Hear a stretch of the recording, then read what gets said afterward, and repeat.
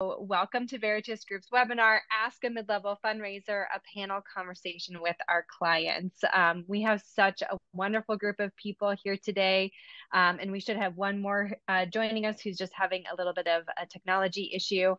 But we are really thrilled to be bringing this conversation to you and be talking to you about the power and impact of a mid-level program. So before we get started and before I hand this off to our wonderful guests, I just wanted to give you all a kind of quick overview of our system and also introduce myself. So I am the Director of Content Marketing and Learning here at Veritas, and it's just a pleasure to be with you all.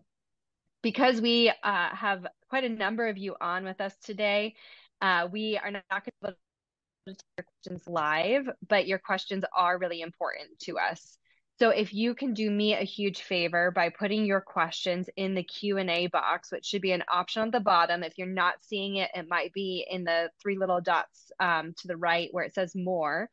But if you can put any questions that come up over the course of the webinar in that space, that will be the most helpful way for me to keep track of those questions. We are expecting hundreds of you on the call today, which is awesome, but it makes it very challenging to keep up with things in the chat. So feel free to use the chat for conversation and for your input as we're going through the training today as well, but questions in the Q&A box. And then we always get questions about whether or not you're going to get a recording of this, and the answer is yes. So tomorrow you should get an email with both the recording and a copy of the slides so that you can refer back to those, share those with your colleagues as well. So just be on the lookout for that. And if you have any questions, you are more than welcome to reach out to us, and we would be happy to help you. All right. Well, without further ado, I'm going to pass it on to our panelists, and we're going to start off with our moderator today. So Kendra, the floor is yours. You bet. Hello, everyone. So happy to see you all today. I've seen some familiar names popping up in the chat, and that is always fun. My name is Kendra Loper, and I currently serve as the Director of Client Services here at Veritas Group. So happy to be moderating this panel of experts today. I hope our third expert is able to join us, but if not, we're going to make it work with the two we have. We have some excellent insight to share. And on that note, I want to introduce Lindsay. So Lindsay, tell us a little bit about yourself. Hi, my name is Lindsay Admar, and I manage the mid-level program for Mercy Ships. Mercy Ships is an international faith-based organization that operates the largest non-governmental hospital ships in the world to bring hope and healing to Africa through free surgical care and education, training, and advocacy programs. Mercy Ships saw an untapped opportunity with their mid-level audience and recruited me in 2021 to partner with Veritas to launch their mid-level program. Wonderful. Thanks, Lindsay. And Sure. Judy. Judy, I think you're muted. There we go. Yeah. Hi, I'm Judy Dellinger. I'm a relationship manager at the University of Alaska, Fairbanks. I've been at UAF for about 4 years now. I took the Veritas mid-level certification course in the spring of 2023 and was part of Veritas's first ever, and maybe the only one, I don't know, Thrive course, which was a 9-month course from February and through November of 2023. UAF is part of a statewide group of universities that include the University of Alaska Anchorage and down in Juneau, as well as 5 rural campuses. And I am the first and only mid-level officer statewide. Wow. Hopefully we'll start some more. That's right. That's right. Programs, yes. Good deal. Well, thank you, Judy and Lindsay. And I hope we'll have Robin joining us as well. And if so, we'll introduce her if she's able to join us. But let me just start by telling you a little bit more about who we are at Veritas. As you can tell, we have a great panel here today. But I just want to share a little bit about who we are at Veritas. Some of you on the call may be pretty familiar with us, but for those of you who aren't, our vision is to help nonprofits create a culture and fundraising approach that creates transformational relationships with their donors. And this dynamic is critical to the system, structure, and strategies that we found to be successful in mid-level and major giving programs. We believe that for your organization to achieve your mission, you really need to shift how you see your donors and the role that they have in your organization, but you also need to create partnerships internally and within your community. We've worked hard to ground our approach in objective fact, not our personal opinion.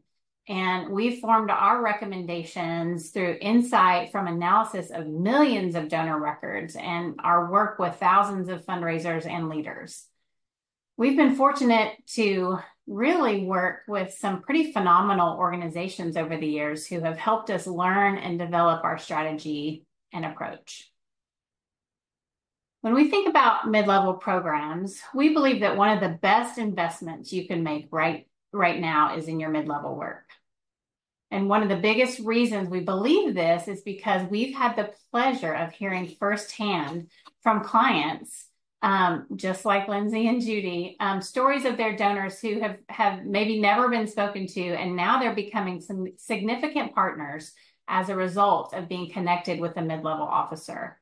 I'm so glad that we have these incredible guests with us here today to share their insight and perspective with you. Really, they see it firsthand, and to be able to hear from them is such an honor.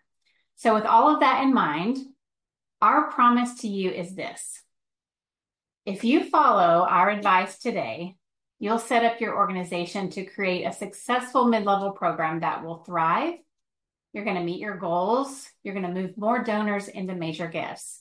We're going to talk a little bit more about that later. As I mentioned, over the years, we've had the pleasure of working with thousands of nonprofit fundraisers and leaders, and we know how mid-level programs can really transform the work with your donors. In fact, we've calculated the results for key clients, and before starting a mid-level program, they had a value attrition of 45%, and after 1 year, their average revenue had increased by 15%. That's a major swing from losing revenue to increasing revenue. And that's just one measurement. There's a lot of pieces and parts that we're looking at. So with all that said, as I said, we've had such a great panel today, and we're going to hear from them and their expertise. So they're going to be answering questions that you and your peers have submitted via email and in our community hub. And if you have any additional questions, as Rebecca mentioned, be sure to put those in the Q&A box so we can answer those as well, as many as we can today before we are out of time, but we want to get through as many as we can. So put those in the Q&A box. Rebecca's going to be collecting those for us, and we'll revisit those. But we're going to start with some that were pre-submitted. But before we start with our questions, I want to give each of our panelists an opportunity to share more about their journey in mid-level fundraising. So Judy, let's start with you. Tell us a little bit about your mid-level journey. Sure. Well, as I said, my journey started 4 years ago in the fall of 2020 when I was hired during the midst of COVID. I started out with a pool of about 200 donors. And, first thing I did was look at them and kind of called a few of them. And then I was told to send letters and then call them. So I sent letters to all of them, probably about 180 donors, 170 donors. I sent letters to all at the same time. So that was my first big mistake because I realized you can't possibly call that many people promptly, right? I also tried a plethora of different spreadsheets and Word docs and Google calendaring and all kinds of ways to try to keep track of things. Before I stumbled across the old Veritas MIC. I don't even know what MIC stands for, but that's what it was called. And it's sort of the precursor to the DEP, which is great. By then, eventually over a couple of years, my pool was reduced to about 77 qualified donors that I worked with, but only really about 6 of them were what you might consider a major gift donor. But because I was thinking of them as major gift prospects, I tried to work with them all as if they were major gift donors. But during this time, I subscribed pretty early on in my journey to the Veritas Passionate Giving blog. If people haven't subscribed to that yet, I would highly recommend it. And I also signed up for every webinar I could get my hands on.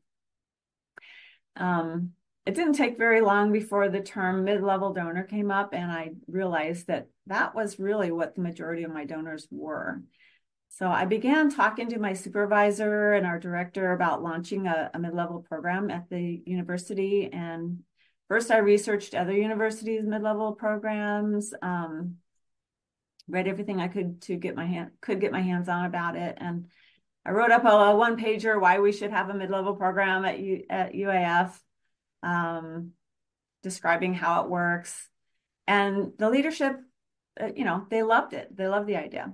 But there was still a lot of things that had to happen first. We had to assess our data, try to figure out what our mid-level criteria was.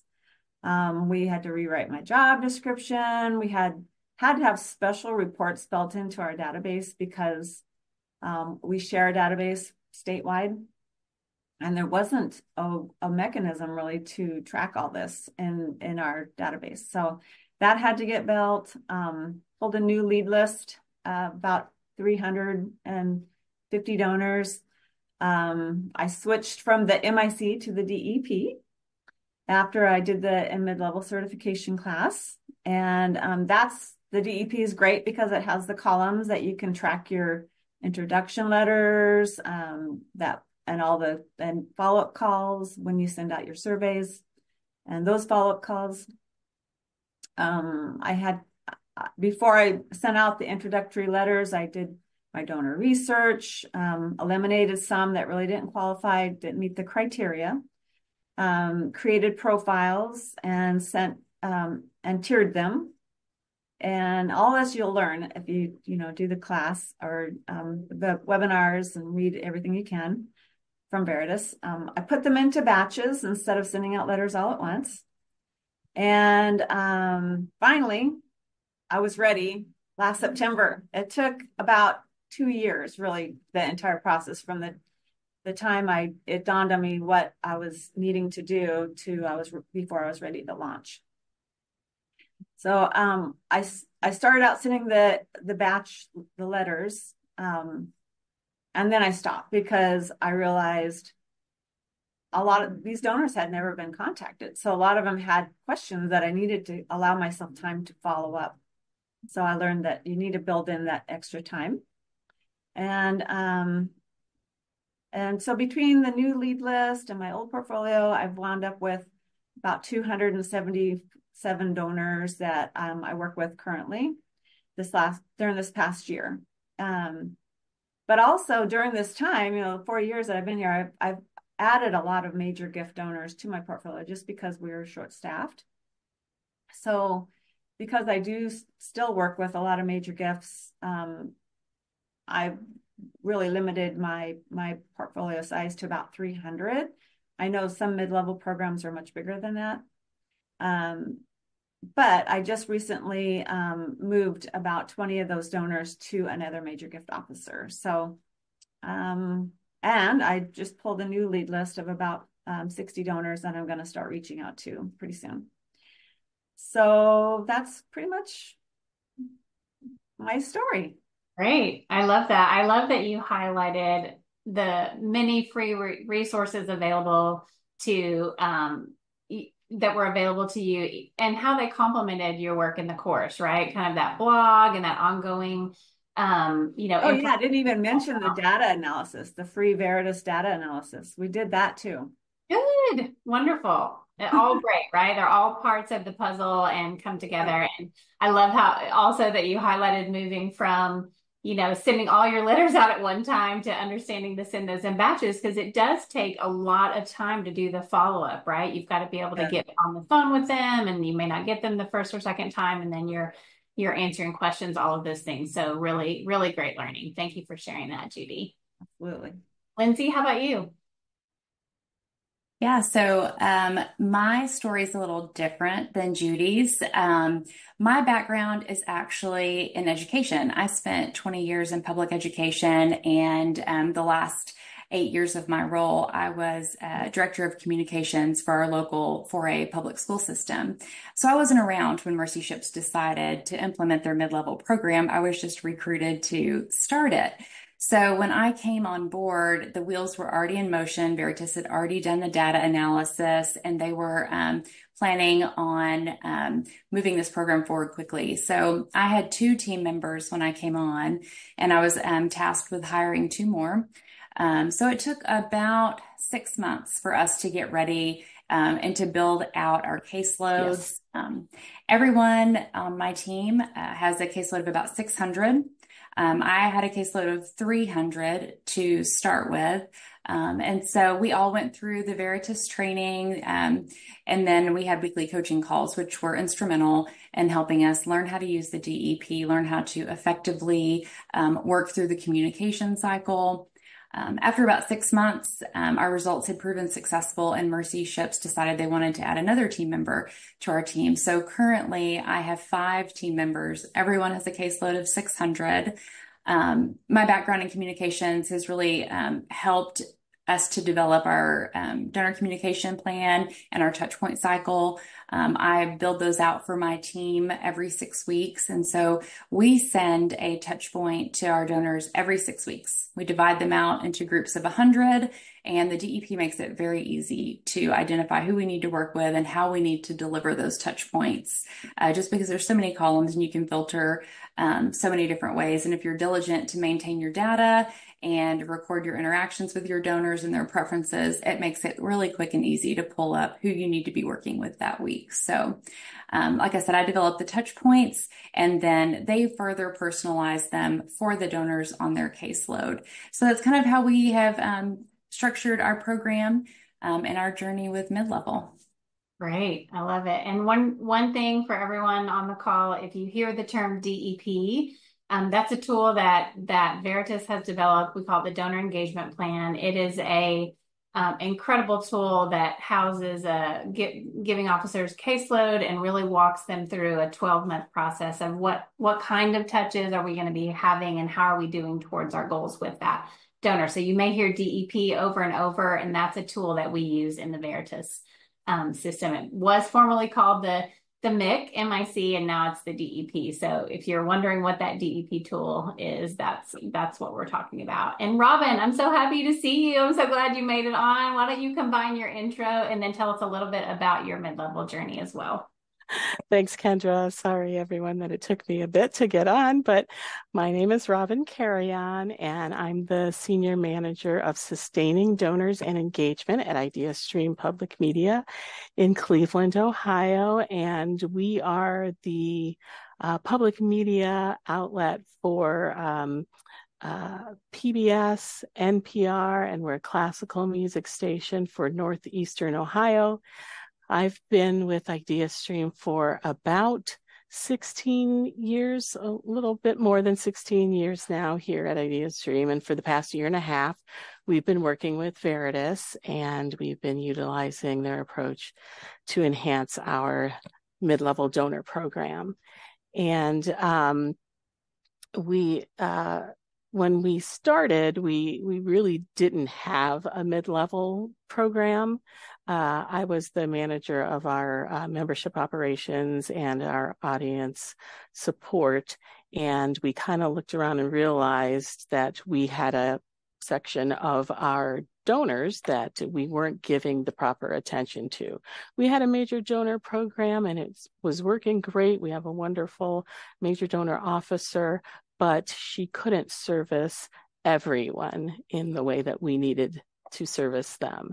And so that's why we started working with Veritas. And it's been a wonderful improvement for us, and looking forward to continuing our work to improve our program. Wonderful. Thank you, Robin, so much for sharing that. And let's dive into the questions. Everybody ready? Okay, so our first question that was submitted to us, pre-submitted, is how do I know when I'm ready to create a mid-level program? Judy, you spoke about this when you talked about your journey. So why don't you tell us how you knew you were ready? Yeah, there was a lot of things I needed to do to get ready. So first thing, make sure your organization leadership is on board. Make sure you have the staff capacity for it. So I needed to make sure that I was able to pull myself away from what I was doing to devote myself to this. But we're short staffed, right? So that's been a bit of a challenge.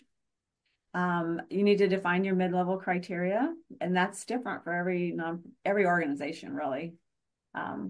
Ours is right about 1,000 to the major gift level. And we also do include some loyalty donors that give even less than the $1,000 level, but they give every year, at least $500. And that can be cumulative too. It doesn't have to be a one-time gift. Need to make sure you have some way, a good database or some kind of system that you can utilize to track your donors. Because with these large portfolios, you have to have that. You need to allow the time to tier your donors to get to know them a little bit before you do that initial reach out. One thing that we didn't talk about really is the communication plan. Lindsay talked about touch points. I used to call it my touch point plan, but now I just call it the communication plan, but it's essentially the same thing. It's, what are you going to talk about? How are you going to outreach? What is your outreach going to look like for these donors? And then also just some of the tools that you're going to use, the survey, the intro letter, the intro script for those first calls, that kind of thing. So you're going to want to have a lot of stuff kind of in hand. At least it's helpful, so you're not just winging it and figuring it out as you go.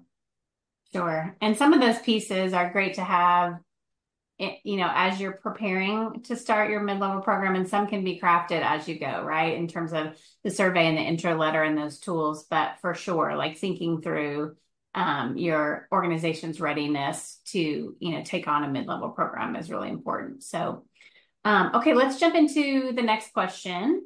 The next question is, I thought mid-level was a part of a direct mail strategy. What's the difference with this approach? Lindsay, why don't you answer that one? Sure. So I would say that direct mail and a true mid-level program are two different things, but they can overlap. So direct mail is exactly what it sounds like, mass mailings with little personalization beyond the salutation that it's sent to a large audience. The way we structure our mid-level program is layered on top of direct mail. So our mid-level donors still receive direct mail solicitations, but above and beyond that, they receive those personalized touch points every 6 weeks that I referenced. Those are typically like a one-pager front and back. If we're, printing something out, it's going to have current updates, behind the scenes looks, impact stories that honor them as individual partners, just some things that they're not going to see in solicitations, so that we are truly honoring them as partners and treating them like partners and allowing them to see a side of Mercy Ships that they wouldn't otherwise see.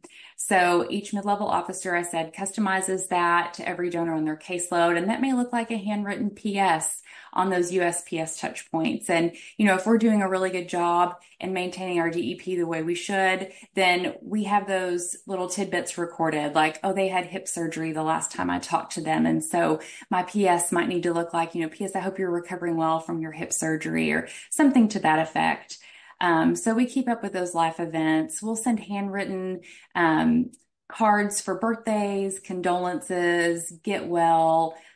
Every donor on our caseload gets a handwritten Christmas card, and it takes us a while, but it is worthwhile. And then each year, we also send out hard copies of our annual report to our top tier donors with a handwritten Post-it note stuck to the cover. And we'll earmark certain pages of that report if we know they have a specific interest in that program.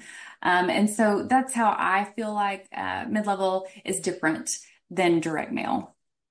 Good. I love that layered approach that you talked about, and just the power of a handwritten PS that can get the attention of someone who, might otherwise, see it and toss it. And it's just a way to kind of really draw them in. Robin, what would you add? Yeah, I echo what Lindsay is saying about a layered approach, because our mid-level donors do still receive all of the direct mail that we send to our regular donors. But the Veritas approach is more of a personal approach, and we're focused on building those relationships. So we work to communicate with our donors in the way that they prefer, and that survey that we talked about helps with that, because we ask them, how would you like me to communicate with you? And those who tell us, well, I prefer email, or just send me a text message, we actually adhere to what they've asked us to do. So I think we're showing them that we're listening to them, and we want to reach out to them in the way that they feel most comfortable. And we work to find out their interest and the things that they're passionate about, so that we can communicate with them, knowing a little bit more about them. And we can tailor our communications to our donors.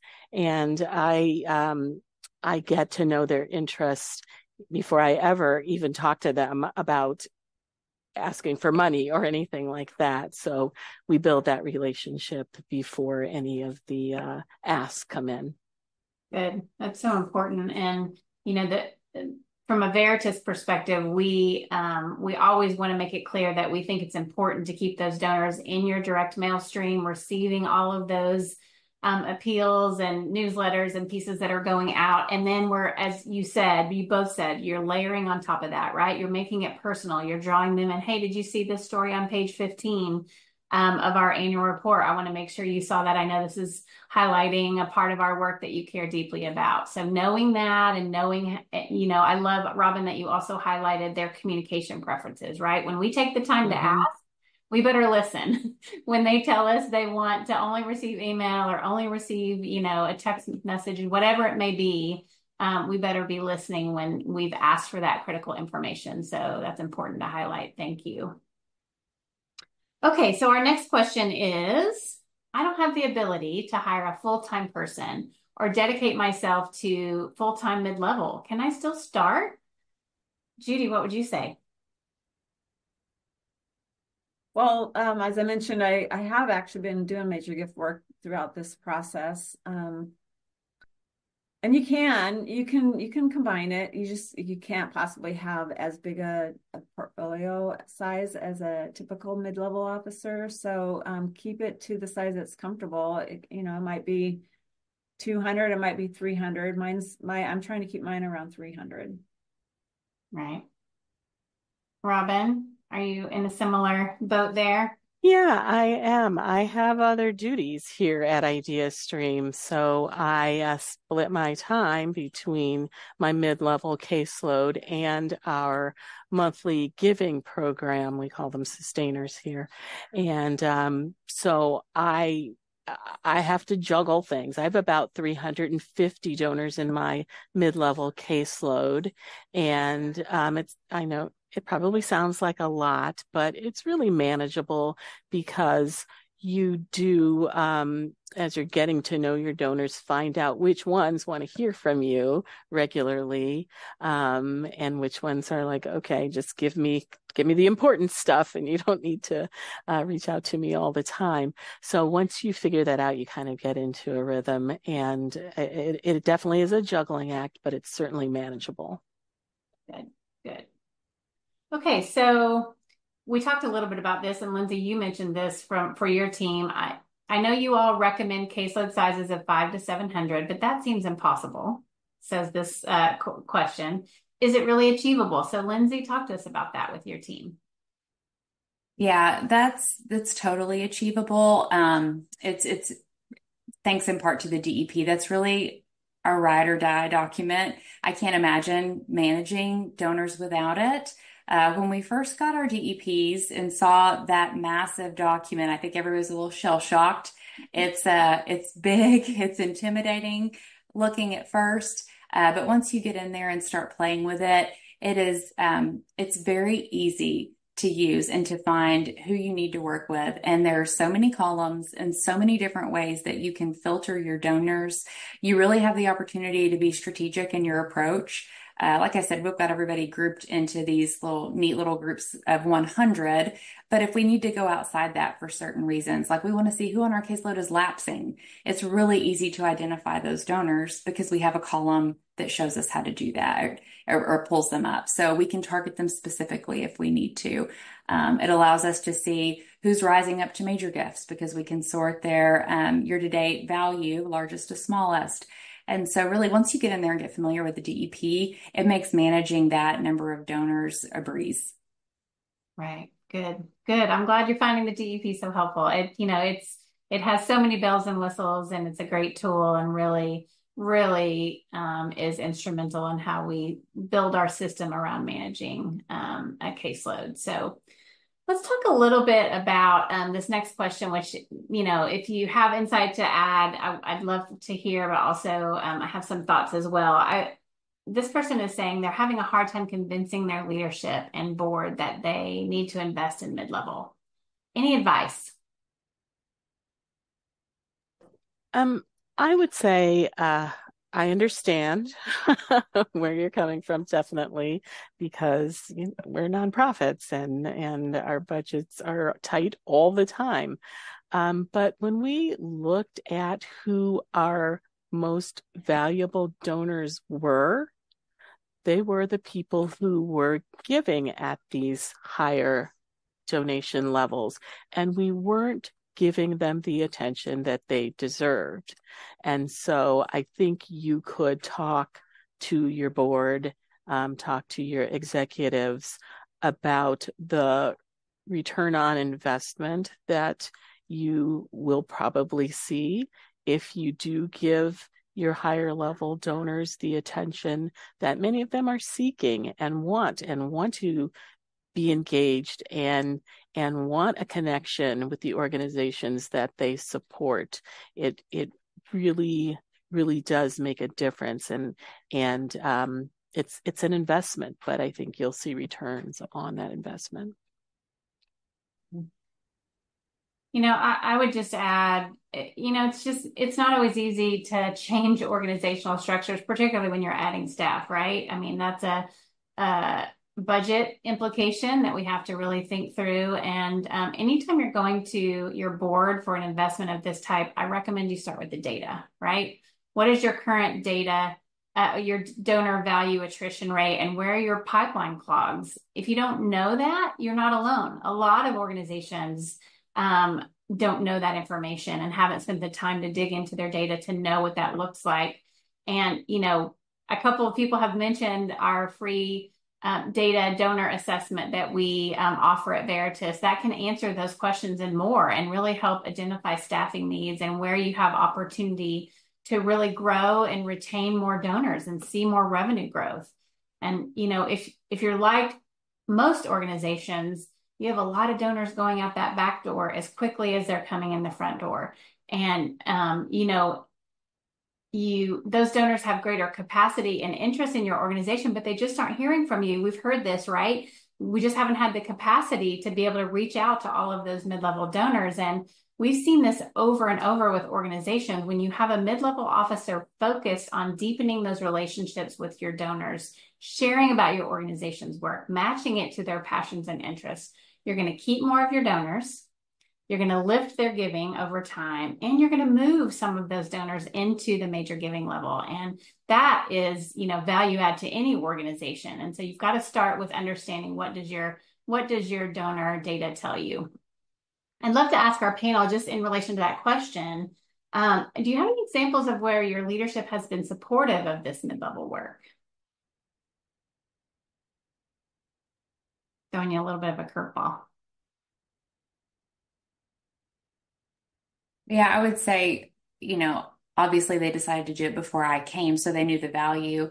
But then watching the program in its first 6 months to a year, and then deciding to add another team member, that's definitely showing their support and their recognition of the value add that we had in such a short amount of time. Yeah, I'll add to that our leadership has seen the value of it, and we have funding for another staff position. And they're tossing back and forth on whether they want that other position to be a second mid-level officer or another major gift officer. So that just shows me that they are seeing the value of this. Great. That's great.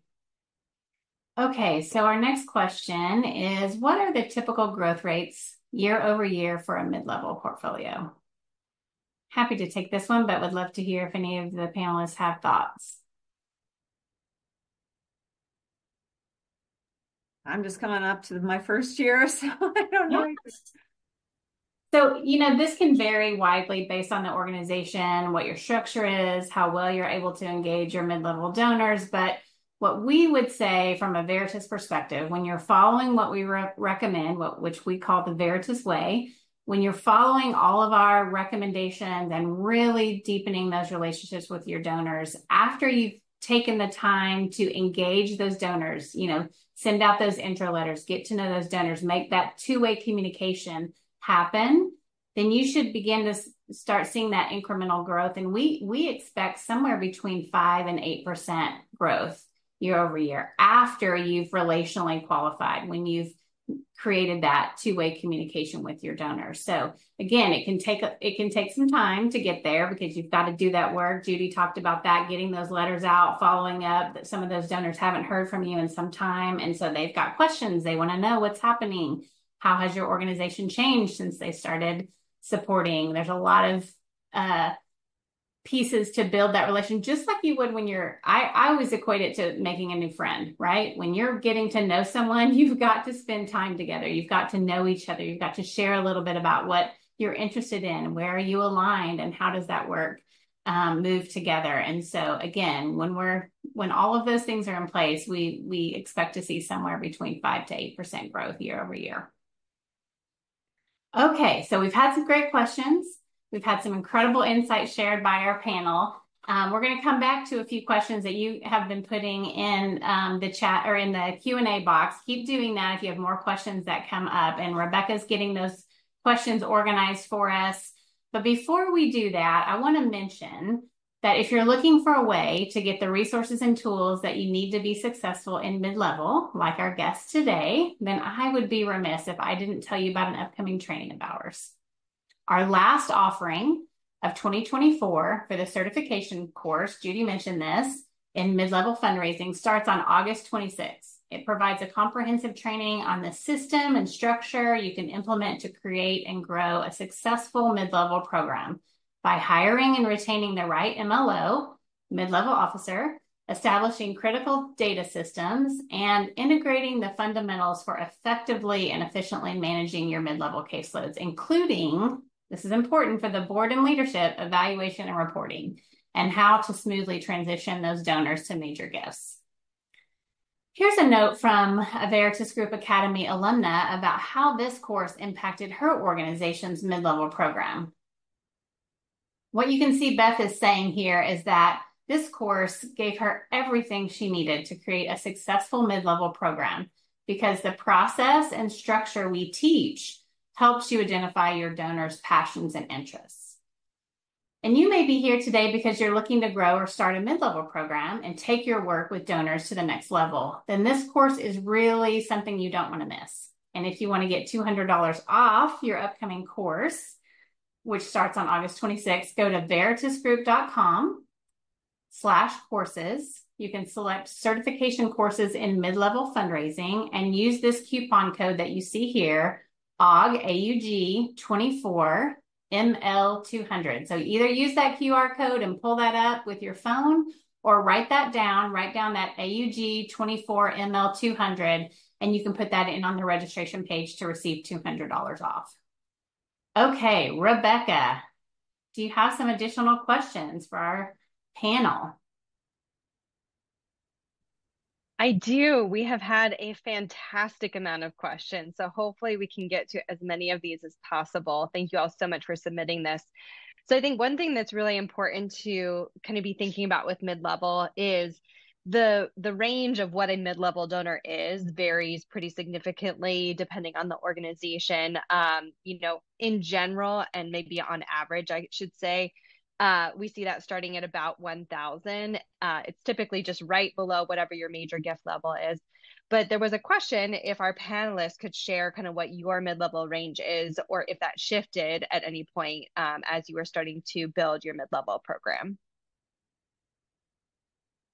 Robin, do you want to start? Sure, I'll start. Our mid-level program includes donors who are giving anywhere between $500 and $2,499. So our major program starts at $2,500. So we've got a range. Awesome. Judy, do you want to go next? Sure. Ours is roughly 1,000 to our major gift is level is considered 25,000 and up.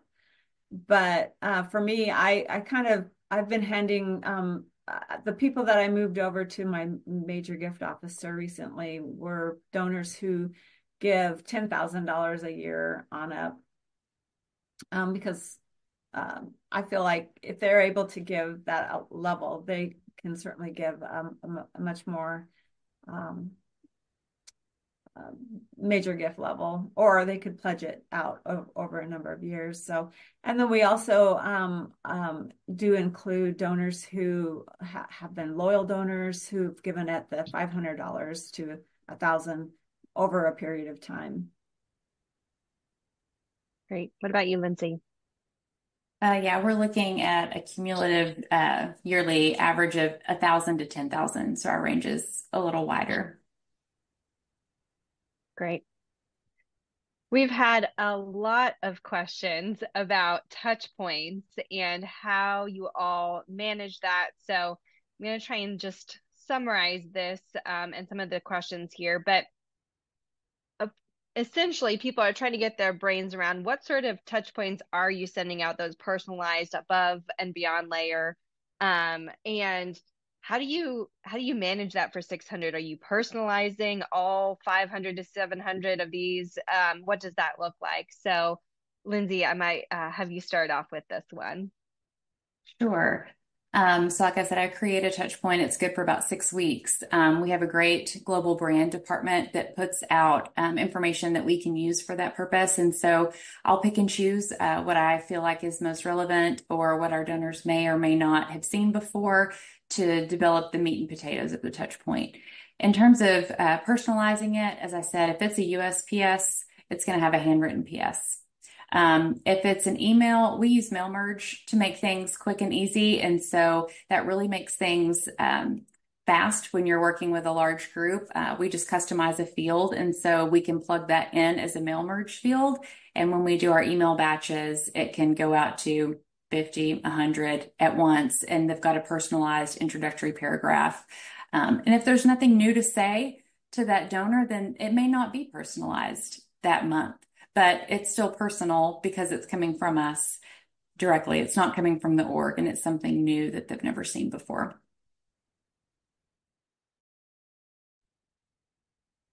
Great. Judy, do you have anything to add with that since you have a bit of a hybrid caseload? Yeah.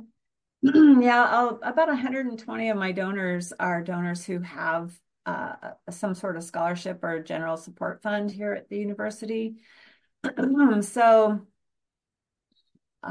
about some of them, I give them a quarterly update on their fund. Others, I've been doing it just twice a year because it does take quite a bit of time to go. And usually there's some follow-up and questions about their scholarship recipient or this or that. So that's one form of a touch point that's much more personalized. Others, if we have a rendezvous coming up for the alumni, if they're an alumni, then I'm reaching out to them to, encourage them to come.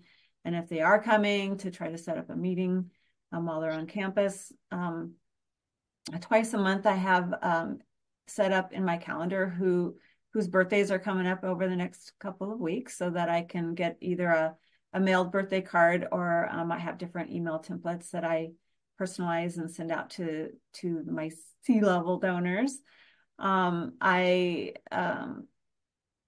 do Valentine's, I do Christmas, I do Thanksgiving. outreach. And then every 2 months, I send an update on what's happening at the on campus.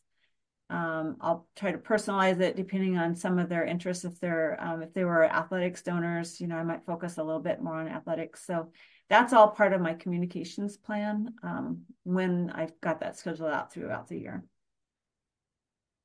Great. Yeah, and if anybody on the call has followed us in our major gift work, so there's a difference in personalization that happens between major gifts and mid-level. So in major gifts, you are personalizing a plan for every donor on that caseload. In mid-level, what we recommend is that you personalize by tier. So you have a tier A, B, and C, and that's really how you're achieving some of the personalization. Your tier C is not going to get the level of personalization that your tier A is going to get. So there's a communication plan in the course that we talk more about that. And I did just see a quick question about kind of how you determine who is in which tier.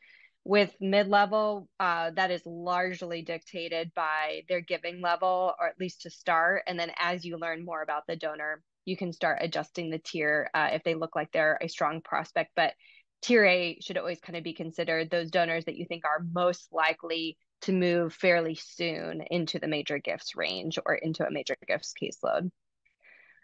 All right. There are just so many good questions. I'm trying to go through here. So let's see. One question that we had about, I'm going to find it, reaching out to donors that aren't responsive. So in major gifts, we say every donor on your caseload should be qualified, which means they've had a two-way engagement. That's not necessarily a factor in consideration in building a mid-level caseload. So what do you do if you have a mid-level donor on your caseload that is just not responding to you? So Robin, I'll give that one to you first. Yeah, well, over the course of time, as we're doing our work to reach out to our donors and communicate with them, and in fact, we're going through this process right now. If people have not responded to any of our efforts, we take them off the caseload because at this point, which is about a year in, we've determined those people most likely who want to hear from us and have this kind of level of communication with us. And I have some people in my caseload who told me, thanks, but no thanks. You don't need to reach out to me. I'm fine. And the people that I haven't heard from, we just roll them off the caseload. They're back in with our regular members, and we refresh the caseload with new donors and start the qualification process again with those folks. So we're it takes some time, but we do figure out who the people are that want this level of communication. Great. So we've had a couple questions about metrics and how you really measure the success of mid-level. Kendra, I'd love for you to kick this off, and then would love for our panelists to also speak to this a little bit. Sure. I think metrics are tricky. We want to put some things in place. We're talking about giving officers, so revenue is always going to be a part of that puzzle for sure. At Veritas, we're looking, a key indicator for us is what we call meaningful connections. Have we had a connection with a donor that allows us to know a little bit more about them, to move that relationship forward, what their passions and interests are, and how they want to interact with the organization? Robin mentioned those communication preferences, all of those pieces and parts that help us to know the donor and serve the donor in a way that is most important to them, right? A lot of times we set up metrics that are about how many calls, how many emails, how many, all of those things, and we're counting, but we're not really measuring the level of meaningful touches that we're having, right? And so, we've also talked about touch points. Do we have a regular set of touch points, and are we working that plan? What is our plan for our tier A donors, for our tier B donors, and are we successfully working that plan? Those are much more important metrics for us in determining how well we know the donor and how well we're matching their passions and interests, so that we can, again, keep those donors, retain those donors, lift their giving, and potentially, if they have the interest and capacity, moving them to a major gift level. How many donors are we moving each year to a major gift level? That's another piece that we're looking at. Mm-hmm.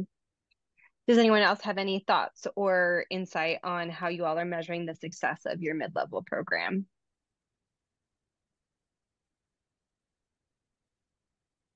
Nothing to add. That's well, anecdotally, I mean, the donors that I've recently moved to my well, I'll back up just a little. So just some of the people that I reached out to, they hadn't made a major gift. But just from that simple outreach, I had about 12 donors give gifts of 10,000 to 106,000 was the highest. And that was just from reaching out to them. They'd never been reached out to before. And then also just to add that before I remove a donor, they pretty much have to opt out, or else they're unreachable, or in other words, I don't have an email, I don't have a good mailing address, I can't get a hold of them by phone, or they are basically what we call a lost donor, where they haven't given in over 5 years.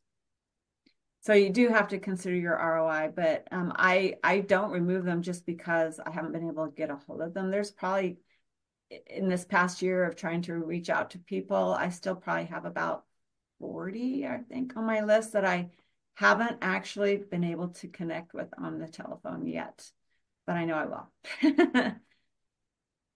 Yeah, I would agree with Judy. Those meaningful connections are one of our metrics as well, but also in terms of removing donors, that patience and perseverance, because it could take a really long time before you connect with a donor. Just because we're sending them an email or a touch point in the mail, it doesn't necessarily mean that they saw it or they read it. It could have gotten, socked away with the junk mail or, a number of reasons.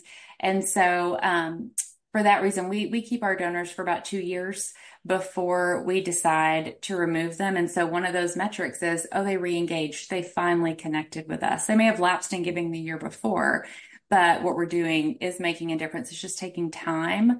And then it's a fine line to walk on how long do you keep them before you might be spinning your wheels.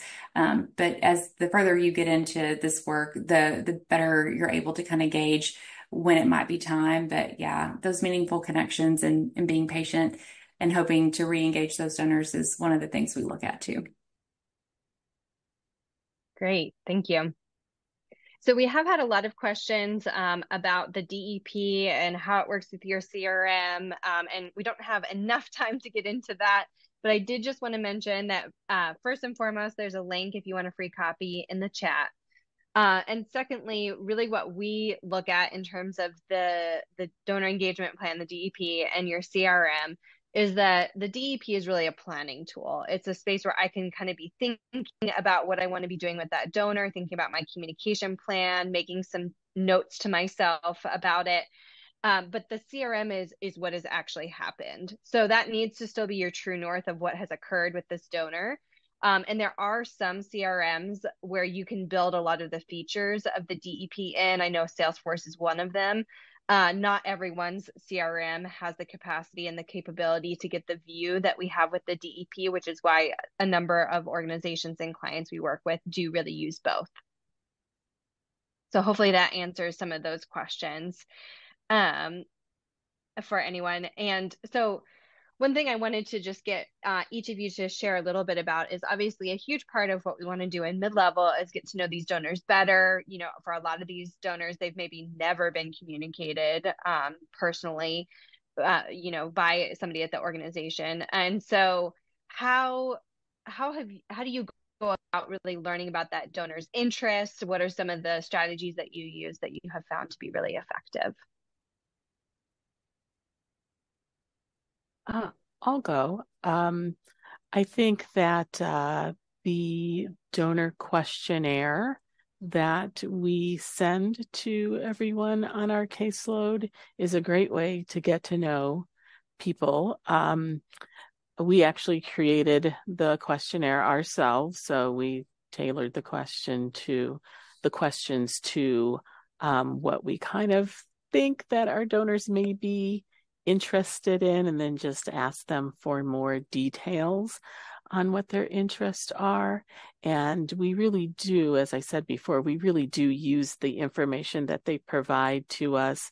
So if someone says, please don't call me on the phone, just text me, we'll take that into consideration whenever we're reaching out to them. So in addition to the survey or the questionnaire, we do phone calls to folks to try and have a conversation with them. If we can't get them on the telephone, we will send an email and ask them, hey, would you mind filling out my donor questionnaire and emailing it back to me? And we do get responses that way. So we try various ways of finding out what our donors' interests are. Great.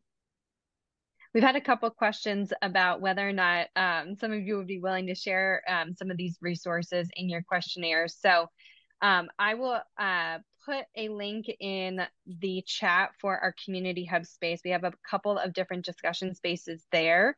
And that is a great place to ask for questions, ask for resources. And Robin, I might ask you if you'll share your questionnaire there as well for people who are interested. So you can find that there. All right. I know we're getting close on time, so I'm going to include just a couple more questions here. So let's see this one. All right. For when you're starting to build your caseload, how far back are you looking at giving and giving trends to figure out who you want to have in that? And maybe when you're doing a refresh or a repull, what are you looking back to? Or when you first built your caseload, did you look back 3 years of giving, 5 years of giving?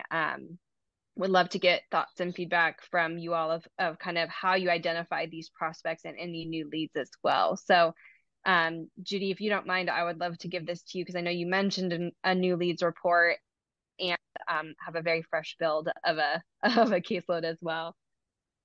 Yeah, so the first time, my first portfolio we went like 10 years back. And so I really wound up with a lot of lost donors in that first pull. And so the second time when I was starting the Veritas method, we went 3 years back. And so they needed to give at least within that criteria to be considered qualified for the mid-level program, at least 1 year out of the past 3 years, full years, that is. And then this latest lead list was just the folks who had donated at the mid-level criteria this past fiscal year.